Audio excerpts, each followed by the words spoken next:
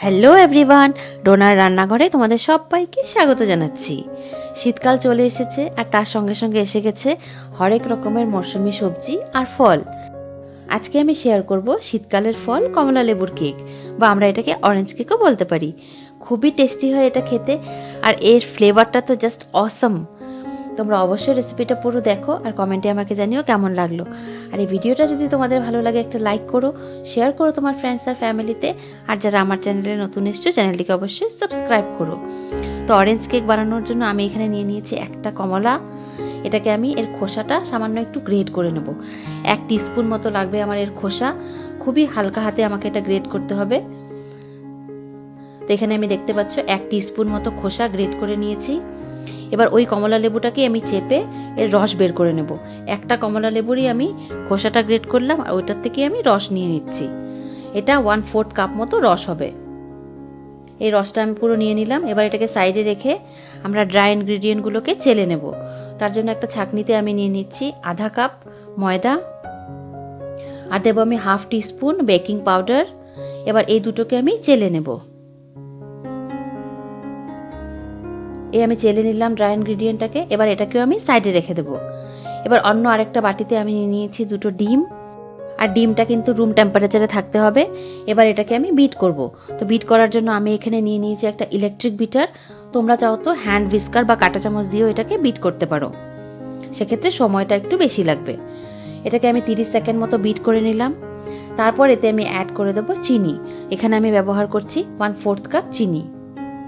আর চিনিটা দিয়ে আমি ততক্ষণ অবধি বিট করব এটাকে যতক্ষণ না চিনিটা পুরো গলে যাচ্ছে আর ডিমটা একদম সাদা হয়ে যাচ্ছে। এটা কালারটাই চেঞ্জ হয়ে একদম সাদা হয়ে যাবে, আর ভলিউমও কিন্তু ডাবল হয়ে যাবে। এই দেখতে পাচ্ছ এটা ডাবল হয়ে গেছে, এটার ভলিউম, আর একদম সাদা হয়ে গেছে দেখতে। হ্যাঁ, এটার কনসিস্টেন্সিটা একদম ক্রিমি হয়ে গেছে। তো এবার আমি এতে অ্যাড করে দেব 1/4 কাপ তেল। আর তেল দেওয়ার পর কিন্তু খুব বেশি এটাকে আমরা বিট করব না, জাস্ট 20 থেকে 30 সেকেন্ড এটাকে বিট করব, তাহলে আমাদের বিটিং একদম কমপ্লিট। আর তোমরা যদি হ্যান্ড হুইস্কার ব্যবহার করো সেক্ষেত্রে ডিমটা ফ্যাটানোর ক্ষেত্রে সময়টা একটু বেশি লাগবে। তো হ্যান্ড হুইস্কারটা এবার আমি সরিয়ে নেব। এরপর আমি এতে অ্যাড করে দেব কমলা লেবুর খোসা, যেটা আমরা গ্রেট করে রেখেছিলাম 1 টিস্পুন মতো। এটাতে কিন্তু খুব সুন্দর ফ্লেভার আসে। আর আমি যেটা ময়দাটা চেলে রেখেছিলাম সেখান থেকে আধা ময়দা আমি এখন দেব। একসঙ্গে পুরো ময়দাটা আমি ব্যবহার করব না, তাহলে ডিমের ফোমটা বসে যাবে। এবার এটাকে খুব হালকা হাতে আমাদের মেশাতে হবে। মিশিয়ে নিয়ে আমি বাকি ময়দাটাও এতে দিয়ে দিলাম। দিয়ে এবার আমি যে কমলার রসটা বের করে রেখেছিলাম সেটা আমি একটা ছাঁকনিতে করে ছেঁকে দিচ্ছি।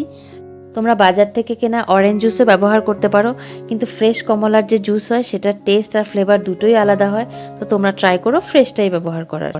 এবার আমি এতে অ্যাড করে দেবো 2 ফোঁটা অরেঞ্জ ফুড কালার। আর ফুড কালারটা কিন্তু একদমই অপশনাল, তোমরা চাইলে দিতে পারো, না চাইলে স্কিপ করতে পারো। এটাতে সুন্দর একটা কালার আসে, এটাই যা ডিফারেন্স। টেস্টে কিন্তু কোনো ডিফারেন্স হবে না। আর এটাতে আমি কোনো এসেন্স ব্যবহার করছি না। এই কমলার খোসা আর কমলার রসই এটাতে খুব সুন্দর একটা কমলার ফ্লেভার আনবে। আর এবার আমি খুব হালকা হাতে এটাকে মিশিয়ে নিয়ে ব্যাটারটা তৈরি করে নেব। দেখতে পাচ্ছ আমার ব্যাটার একদম তৈরি। এবার আমি কেক টিনটাকে গ্রিস করে নেব। সামান্য তেল একটু মাখিয়ে নিচ্ছি। আর এটাতে আমি ইউজ করছি বেকিং পেপার। তোমাদের কাছে যদি বেকিং পেপার না থাকে তোমরা তেল গ্রিস করে সামান্য ময়দা ডাস্ট করে নিলেও বেকিং পেপারেরই কাজ হবে। আর বেকিং পেপারের ওপরেও আমি সামান্য একটু তেল লাগিয়ে নিচ্ছি। এবার পুরো ব্যাটারটা আমি এর মধ্যে ঢেলে দেব। আমি এটা মাইক্রোওয়েভে বেক করব। তোমরা চাও তো গ্যাস ওভেনেও কিন্তু এটা বেক করতে পারো। বড় কড়াই বা সসপ্যানের মধ্যে একটা স্ট্যান্ড বা প্লেট বসিয়ে তার মধ্যে এই কেক টিনটা বসিয়ে 30 মিনিটের জন্য বেক করে নিতে পারো। তো দুবার ট্যাপ করে নিয়ে আমি এটা মাইক্রোওয়েভে ঢুকিয়ে দেব। আর এটা আমি 160 ডিগ্রিতে 30 মিনিটের জন্য বেক হতে দেব। আর বেকিংয়ের প্রসেসটা কিন্তু প্রত্যেক মাইক্রোওয়েভ আর ওভেনে কিন্তু আলাদা হয়, তো এই জন্য 5-7 মিনিট এদিক ওদিক হতে পারে। আমার 30 মিনিট হয়ে গেছে। এবার আমি চেক করব কেকটা আমার ভালোভাবে বেক হয়েছে কিনা। দেখতে পাচ্ছ কাঠিটা একদম শুকনো এসছে, তার মানে কেকটা খুব ভালোভাবে বেক হয়েছে। এবার এটাকে আমি ঠান্ডা করে নেব। কেকটা আমার পুরোপুরি ঠান্ডা হয়ে গেছে। এবার এটাকে আমি তোমাদের কেটে দেখাচ্ছি। তার জন্য সাইডটা আমি একটু ছাড়িয়ে নিচ্ছি। নিয়ে এবার আমি এটাকে বের করে নেব। খুবই সহজভাবে এটা বের হয়ে আসে। বেকিং পেপারটা থেকে এটা আমি খুলে নিচ্ছি। নিয়ে এবার আমি তোমাদের কেটে দেখাচ্ছি। তোমরা দেখতেই পাচ্ছ কত সুন্দর হয়েছে এটার কালারটা। আর এটা ফুড কালার দেওয়ার জন্য হয়েছে, আর এটা কিন্তু একদমই অপশনাল, আমি আবারও বলছি। আর টেস্ট কিন্তু দারুণ হয়, চায়ের সঙ্গে খেতে কিন্তু এটা খুবই ভালো লাগে। এই দেখো আমি দেখাচ্ছি কতটা স্পঞ্জি হয়েছে কেকটা, দেখো তোমরা দেখলেই বুঝতে পারবে। এই দেখো কত স্পঞ্জি কেক হয়েছে।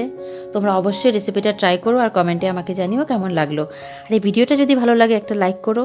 ফিরে আসছি নতুন কোনো রেসিপি নিয়ে। তোমরা সুস্থ থেকো, ভালো থেকো। Bye bye.